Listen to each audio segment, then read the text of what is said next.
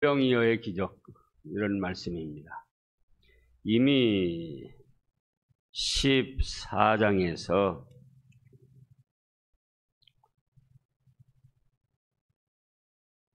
보리떡 5개, 물고기 2마리로 5,000명을 먹이시고 12바구니를 거두셨습니다.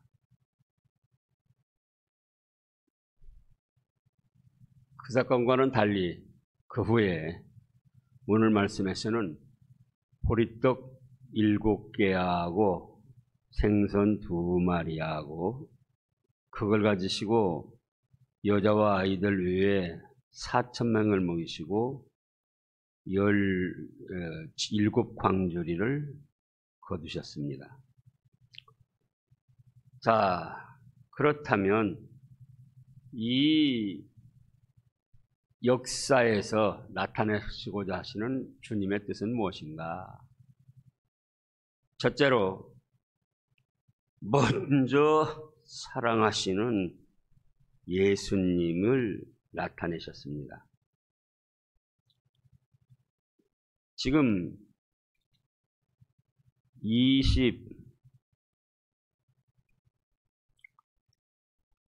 32절을 보면은요, 예수께서 제자들을 불러 이르시되, 그 다음에 뭐라고 하셨습니까? 내가 무리를 불쌍히 여기노라. 그들이 나와 함께 있은지 이미 사흘임에 먹을 것이 없도다. 길에서 기진할까 하여 굶겨보내지 못하겠노라. 먼저 무리를 불쌍히 여기셨습니다. 불쌍히 여기다 뜻은 스프링크니드 마이는데 스프링크리논이라는 말에서 유래가 됐는데 무슨 뜻인 거니? 내장, 심장에서 우러나온 그런 사랑을 뜻합니다. 그냥 불쌍하다 그런 정도가 아니고 심장 깊은 곳에서부터 우러나오는 자비와 긍휼, 측은지심, 이것이 바로 예수님이 무리를 불쌍히 여기신 마음입니다. 지난주에도 그런 말씀이 잠깐 있었습니다만 우리가 언제나 먼저 생각해야 될 것이 내가부터 예수님을 사랑하거나 하나님을 사랑한 것이 아니고 누가부터 사랑하셨다? 하나님께서, 예수님께서, 성령님께서 먼저 나를 사랑하셨다. 그걸 먼저 기억해야 됩니다. 언제부터 사랑하셨는가? 잘 아시는 대로 언제부터 사랑하셨죠? 창세전부터. 또 어떻게 사랑하셨는가? 하나님은 아들 예수님을 아낌없이 내어놓으시고 예수님은 자신의 목숨을 아낌없이 바치시며 우리를 사랑하셨어요. 제가 이따가 말씀드리지 않습니까? 세상에서 우리를 제일 사랑하는 사람, 나를 제일 사랑하는 사람 누군가? 대부분이 부모님입니다. 부부간도 있지만은 부모님이 참 자식들을 많이 사랑하죠. 근데 그 부모님 사랑이 몇 년이냐 그거예요. 몇 년. 잉태할 때부터 부모님이 사랑하십니다. 그러다가 50살, 60살 되면은, 자식이 50살, 60살 되면은 부모님은 80, 90 이렇게 되시겠죠. 사랑은 하시지만 80, 90 되면은 실제로 마음은 있지만 자식들 사랑을 못 해줍니다. 자기 몸 하나 건사하기도 어렵잖아요. 그러니까 결국은 부모님이 자식을 사랑한다 할지라도 잉태할 때부터 한 6, 70살, 6, 70년 사랑해 주시는 거예요. 6, 70년. 6, 70년이면 부모님은 90살 이상 되신다 그거예요. 부부간에 또 사랑이 있습니다. 부부간의 사랑. 그래 25살 때부터 만나서 사랑했다고 하자고요. 25살. 몇 살까지 삽니까?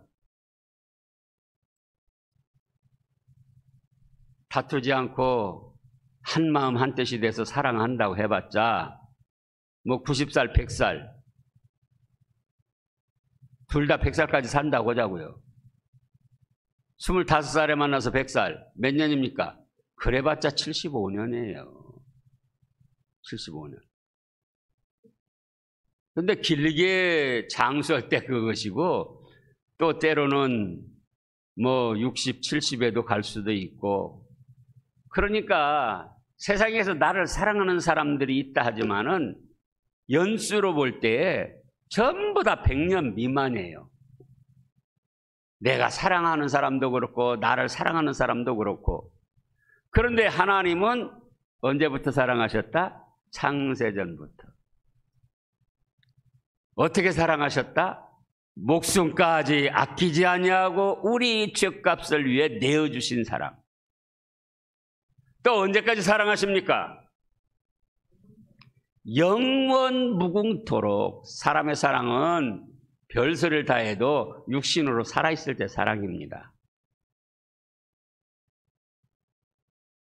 부부가 하나가 먼저 가게 되고 또 따라가게 되고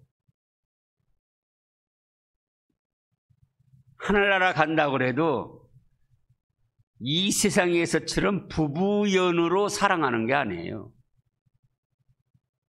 천사들처럼 신령한 몸으로 서로 성도로 아버지 하나님을 한 하나님으로 모시고 섬기는 형제 자매로 사랑하는 겁니다. 그런데 하나님과 예수님과 성령님의 사랑은 우리가 죽어도 천국에로 불러올리셔서 영원 무궁토록 사랑을 베풀어 주시는 거예요. 그러니까 그 하나님께서 우리를 사랑하신 사랑에 비하면은 우리의 믿음이라는 거, 우리가 하나님을 섬기며 희생하고 봉사하고 충성한다는 거 정말 너무나도 약한 거예요. 그런데도 우리가 조금 잘해놓고는 그거 내세워서 하나님 앞에 큰 어떤 일이나 한 것처럼 그러잖아요. 여기 말씀에서도 예수님이 먼저 심장 깊은 곳에서부터 우러나오는 사랑과 측은지심으로 먼저 살펴주신 거예요. 먼저. 우리에게도 이런 사랑을 베풀어 주시는 예수님이시다. 그 다음에 두 번째로는 때를 맞추어 은혜를 베풀어 주시는 예수님이십니다. 뭘 맞춰서 은혜를 베풀어 주셔요? 때를 맞추어. 자, 지금 32절을 보면은요, 예수께서 제자들을 불러 이르시되 내가 무리를 불쌍히 여기노라. 그러나 나와 함께 있은지 이미 사흘임에 먹을 것이 없도다. 예수님을 따라다니며 말씀을 배우고 은혜를 받은 것이 이미 사흘이라는 거예요. 그러면 사흘이 돼서 그 다음 말씀을 보면 먹을 것이 없도다. 먹을 것이 다 떨어진 거예요. 그동안 예수님 따라오느라고 준비하면서 뭐 도시락 뭐 싸고 뭐 이렇게 해서 온 것이 또 이때 당시 그 유대 이스라엘 사람들 유목민들 들에서 많이 생활하기 때문에 뭐 낙타나 양 가죽으로 털까지 있는 가죽으로 그렇게 해서 두루마기처럼 그렇게 입고 다니다가 낮에 더우면은 벗어서 걸치고 밤에 온도가 내려가면은 그 외투 털가죽 외투 그대로 한 자락 깔고 한 자락 덮고 그렇게 생활을 했습니다. 그러니까 지금 여기 그 다음 말씀대로 여자와 아이들 외에 장정만 4,000명 가량이, 그러면 어쨌든 뭐 거의 2만 명 가량 되는 거예요. 그 사람들이 사흘 동안일지 언제일지를 모르지만 하여간 양식을 좀 준비해 가지고 온 거예요. 뭐 보리떡 같은 거, 구운 거, 말린 거. 그리고 옷은 요한이가 입었던 대로 낙타털로 비슷하게 그렇게 해서 입고 함께 생활을 한 거예요. 사흘간. 그러면 말이에요, 이틀째 될 때에 내일이면은 가져온 양식이 다 떨어지니까, 양식이 떨어졌을 때에 우리가 걱정하잖아요. 내일이면 다 떨어지는데 어떻게 할까? 그래서 이틀째 되는 날 이 기적을 베풀어 주셨더라면은 사흘째 되는 날 염려할 것이 없잖아요. 그러잖아요. 근데 사흘째 돼가지고 다 떨어지고 난 다음에 그때에 은혜를 베풀어 주신 거예요. 그때. 우리 하나님의 역사하심을 보면은 미리미리 앞당겨서 해 주시면 얼마나 좋을까. 저도 그렇게 생각한 적이 한두 번이 아닙니다. 그런데 출애굽할 때도 보면은 마찬가지고, 그 다음에 출애굽기 14장에서 뭐가 있습니까? 출애굽해가지고 사흘길 와가지고는 이제 홍해바다가 쫙 넘실거리고 있습니다. 뒤에서는 애국 군병들이 눈에 불을 켜고 살기 등등하게 쫓아옵니다. 추격합니다. 그러니까 이스라엘 백성들 어떻게 하죠? 죽일 데가 없어서 여기까지 끌고 와서 죽이려고 그러냐? 14장, 출애굽기 14장 살펴보겠습니다.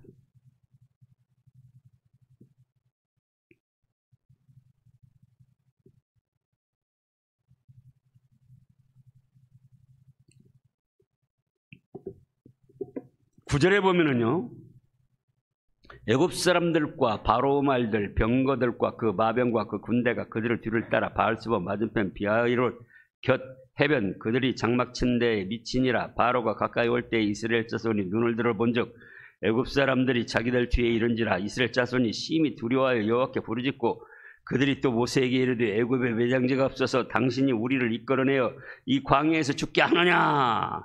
어찌하여 당신이 우리를 애굽에서 이끌어내어 우리에게 이같이 하느냐? 앞에는 홍해바다가 파랗게 출렁이고 넘실거리고 있고 뒤에서는 애국 군병들이 이제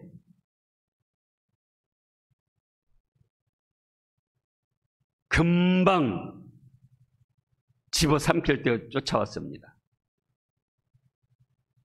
그러니까 이스라엘 백성들 뭐라고 합니까? 두려우면서 애굽에 매장지가 없어서 이곳으로 끌어내가지고 여기서 죽게 하느냐? 어찌하여 우리를 애굽에서 이끌어내 우리에게 같이 하느냐?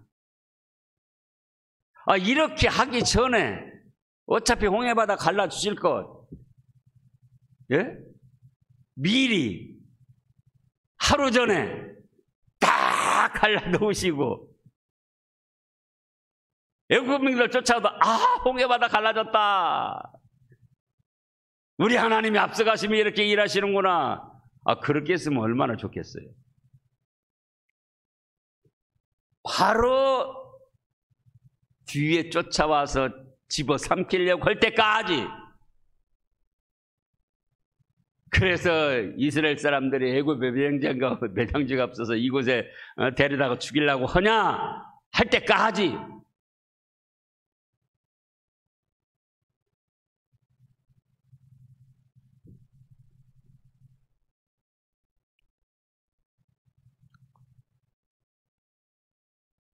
15절부터 보면 뭐라고 그랬습니까? 여호와께서 모세에게 이르시되 너는 어찌하여 내게 부르짖느냐. 이스라엘 자손에게 명령하여 앞으로 나아가게 하고 지팡이를 들고 손을 바다 위로 내밀어 그것이 갈라지게 하라. 이스라엘 자손이 바다 가운데서 마른 땅으로 행하리라. 내가 애굽 사람들의 마음을 완악하게 할 것인즉 그들이 그 뒤를 따라 들어갈 것이라.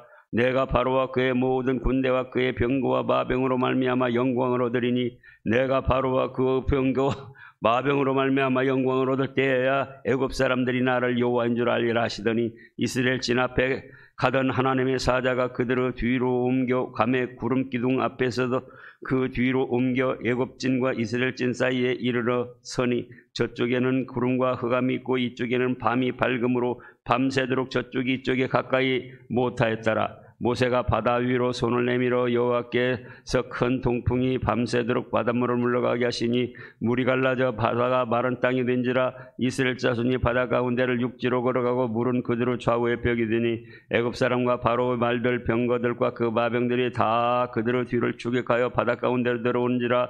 새벽에 여호와께서 불과 구름 기둥 가운데서 애굽 군대를 보시고 애굽 군대를 어지럽게 하시며 그들의 병거 바퀴를 벗겨서 달리기가 어렵게 하시니 애굽 사람들이 이르되 이스라엘 앞에서 우리가 도망하자. 여호와가 그들을 위하여 싸워 애굽 사람들을 치는도다. 여호와께서 모세에게 이르시되 네 손을 바다 위로 내밀어 물이 애굽 사람들과 그들의 병거들과 마병들 위에 다시 흐르게 하라 하시니 모세가 곧 손을 바다 위로 내밀며 새벽이 되어 바다의 힘이 회복된지라. 애굽 사람들이 물을 거슬러 도망하나 여호와께서 애굽 사람들을 바다 가운데 엎으시니 물이 다시 흘러 병거들과 기병들을 덮되 그들의 뒤를 따라 바다에 들어간 바로 군대가 다 덮으니 하나도 남지 아니하였더라. 그러면 또 애굽 군대들을 홍해 바다에서 수장시켜 멸하신 하나님의 능력이 쫓아오지 못하게는 하실 수 없었는가? 또 지금 구름기둥이 앞으로 가다가 뒤에서 애굽 군병들과 사이를 가로막아 가지고는 애굽 사람들이 쉽게 범접하지 못하도록 그렇게 했다고 그랬잖아요. 그런 능력을 행하신 하나님이 그냥 불을 내려서 애국 군병들을 그냥 홍해바다 몰사 아니고 불 내려서 몰사는 못 시키겠는가 그 말씀이에요. 아슬아슬하게 위기에 놓으시고 정말 하나님의 은혜가 필요할 때 그때 역사를 하신 거예요. 오늘날 우리도 그렇습니다.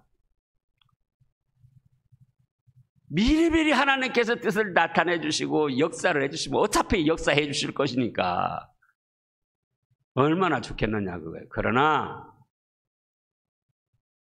하나님은 미리미리 하시는 게 아니에요. 제일 적당한 때. 그래서 아니 3일간 있으면서 이제 떨어졌다. 많은 사람들이 이틀째 됐을 때 벌써 염려했을 거예요. 믿음으로 주님이 해결해 주시겠지 한 사람도 있겠지만 대부분의 사람들이 왜냐? 그 지금 제자들이 말하는 것이 나타나잖아요. 자, 33절에 제자들이 뭐라고 합니까? 제자들이 이르되 광야에 있어 우리가 어디서 이런 무리가 배부를 만큼의 떡을 얻으리까? 믿음이 있다면 어떻게 하겠죠?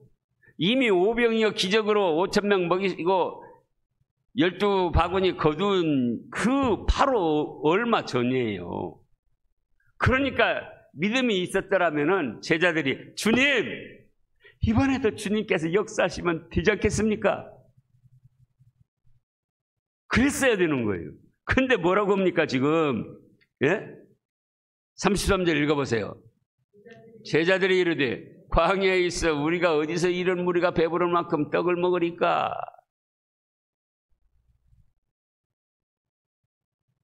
염려 근심하는 거예요. 이거 큰일 났다. 이 광야에서 어디서 이 무리가 배부를 만큼 떡을 구할 수 있느냐 말이다. 믿음이 있었다면 어떻게 했다고요?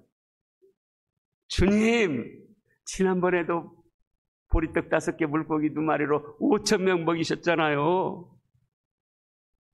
이번에도 우리에게 있는 거 이거 드릴 테니까 주님께서 역사해 주세요. 그게 아니었어요. 그러니까 제자들도 이럴지인데 보통 따라온 많은 사람들이 염려를 했을 거라고요. 그러니까 이틀째 되는 아주 첫날 그냥 역사를 해 주시든지. 근데 3일이 돼서 양식이 다 떨어진 다음에 지금 32절 예수께서 제자들을 불러 이르시되 내가 무리를 불쌍히 여기노라 그들이 나와 함께 있은지 이미 사흘임에 먹을 것이 없도다. 없어진 다음에서 역사를 하신다고요. 그러나 그것이 주님께서 가장 알맞은 때에 역사를 하신 것이다 그거예요. 오늘날도 우리 개인적으로 가정적으로 하는 일들, 교회적으로 하는 일들 미리 근심걱정 염려 안 하게 앞서가시며 미리미리 역사해 주시면 좋잖아요. 이제 그 다음에 왜 그렇게 하는가 그 원인이 나와요. 그러나 주님은 가장 적절한 때, 가장 좋은 때 역사를 하신다. 그래서 오늘 우리도 그렇게 생각해야지 돼요. 나의 앞길이 막히고 어렵고 힘든다 할 때도 아이쿠 큰일 났구나 아니고 우리 주님은 만능이시고 목숨을 바치시며 나를 사랑하셨는데 반드시 이번에도 적절한 때 역사하실 것이다.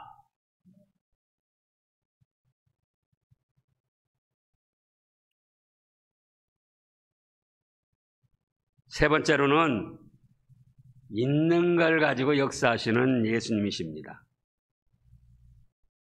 보리떡 5개 물고기 2마리 때도 소년의 도시락이라고 그랬잖아요. 지금도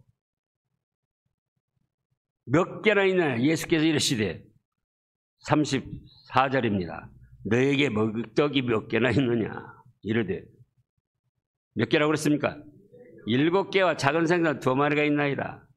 하거늘 예수께서 무리에게 명하사 땅에 앉게 하시고 떡 7개와 그 생선을 가지사 축사하시고 떼어 제자들에게 주시니 제자들이 무리에게 주매 다 배불리 먹고 남은 조각을 7광절에 차게 거두었으며 먹는 자는 여자와 어린아이 위에 4,000명이었더라.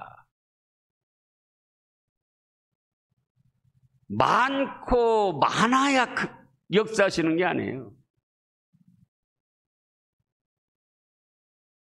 작은 것이라도 믿음으로 바치면 그걸 가지고 역사하시는 예수님이셔요.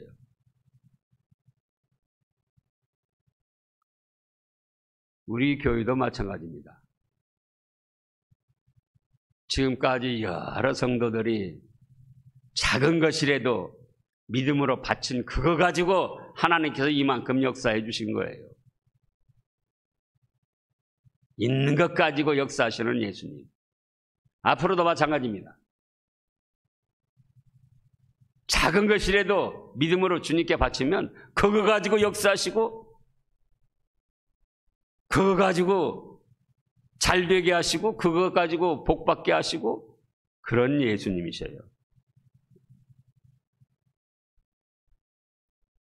그 다음에 네 번째로는 믿음을 키워서 영육간에 복 받게 하시려고 그러신 거예요. 출애굽할 때도 왜 딱 당해가지고 원망 불평하고 그 다음에 역사하셨느냐 그거. 지금도 말씀했죠. 하루 전에 이튿날 될 때 또 역사 안 하셔도 미리 말씀해 주시면 좋잖아요. 야, 너희들 먹을 거 다 떨어지면 내가 책임질 테니까 염려하지 마라. 너 얼마 전에 보리떡 5개 물고기 2마리로 5,000명 먹이고 12번 바구니 거두는 거 봤지? 딱 그 말씀하시면서 역사는 안 하셔도 미리 말씀해 주셨으면 얼마나 좋았었겠어요. 말씀도 안 해주셔요. 그럼 무엇 때문인가? 믿음을 키우시려고.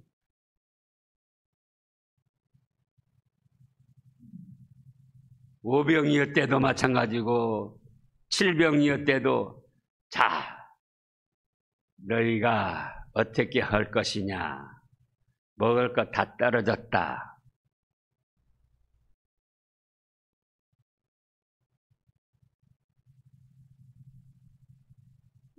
다 떨어졌어도 적절한 때 역사하시는 예수님. 이제 집에 돌아가서도요, 개인적으로 생활하다가 확 막힌 때가 있다, 그거예요. 아, 그때 사흘 동안 따라다닐 때도 다 떨어지고 난 다음에 제일 적절하게 역사하시는 예수님이셨잖아. 그럼 이번에도 말씀도 안 해주시고 어떤 역사의 징조도 없지만은 내가 예수님 믿고 말씀대로 순종해 나가면 이번에도 반드시 적절하게 때를 맞춰 역사하신다.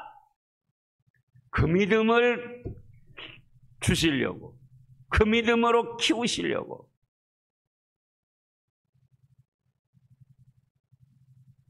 그래서 미리미리 말씀도 안 해주시고 미리미리 역사를 안 하시는 거예요. 오늘날 우리에게도 마찬가지다. 개인적인 일이건 가정적인 일이건 어떤 사업이건 직장일이건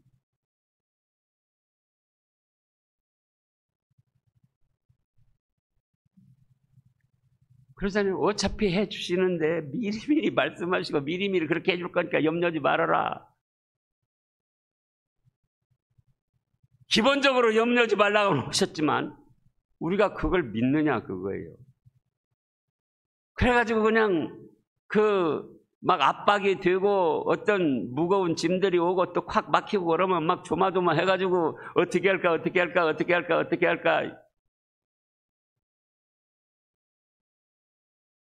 이제 그런 연약한 믿음에서 벗어나서 어떻게 생각하신다고요? 네, 가장 적절한 때 역사하시는 주님, 이번에도 주님이 때를 맞춰 역사하실 걸 믿습니다. 몸이 아플 때도 마찬가지예요. 여러 가지 면에서 우리 삶에 다 마찬가지예요. 정말 필요한 때는 적절한 때, 때를 맞춰 역사하시는 주님. 그 믿음을 가지라고.